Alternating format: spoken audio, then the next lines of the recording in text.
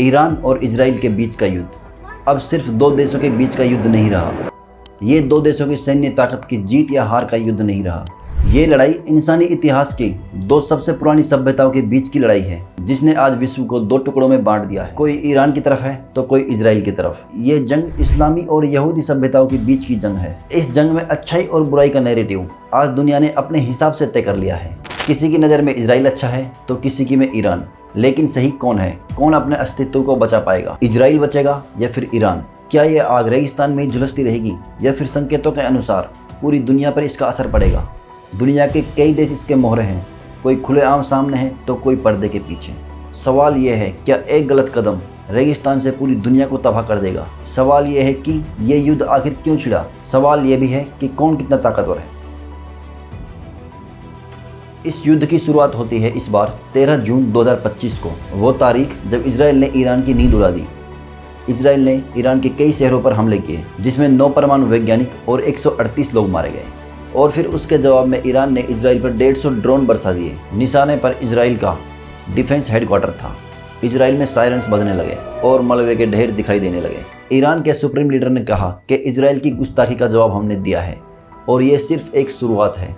कुछ समय पहले जैसी तस्वीर गाजा से आती थी, अब वही तस्वीरें इजराइल से आने लगी हैं। सवाल ये भी उठा कि इजराइल का सुरक्षा कवच डिफेंस सिस्टम सिर्फ एक प्रचार था, एक दिखावा था। जो इजराइल कभी दावा करता था कि हमारे डिफेंस सिस्टम से कोई भी मिसाइल नहीं बच सकती, आज उसी इजराइल का ये हाल है। ईरान का कहना है कि इजराइल का डिफेंस सिस्टम कुछ नहीं, सिर्फ एक कागज़ का ढेर है। और ईरान के इस हमले से इजराइल में दहशत का माहौल है और ईरान कह रहा है कि इजराइल अब लंबे युद्ध के लिए तैयार हो जाए। कौन कितना ताकतवर है? सबसे पहले इजराइल की बात करते हैं।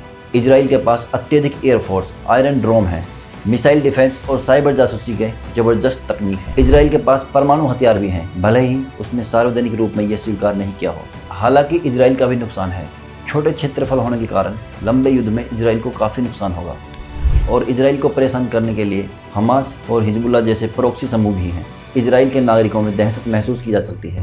अब बात करते हैं ईरान की। ईरान के पास दमदार मिसाइल और तेजी से उभरती ड्रोन तकनीक है और एक खतरनाक प्रॉक्सी नेटवर्क, जिसमें हिजबुल्लाह जो लबनान में है, हुती जो यमन में है और हमास जो गाजा में स्थित है। ये ईरान के इशारों पर चलते हैं। हालांकि ईरान की भी कुछ कमजोरियां हैं। ईरान की एयरफोर्स बहुत कमज़ोर है, जबकि इजराइल की बहुत ताकतवर है। लेकिन ईरान के भूमिगत ठिकानों पर पहुंचना आसान नहीं है।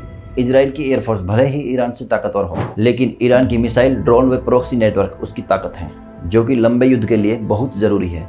ईरान का कहना है कि अगर युद्ध फैला तो ईरान के प्रॉक्सी समूह इजराइल को बर्बाद करके मानेंगे।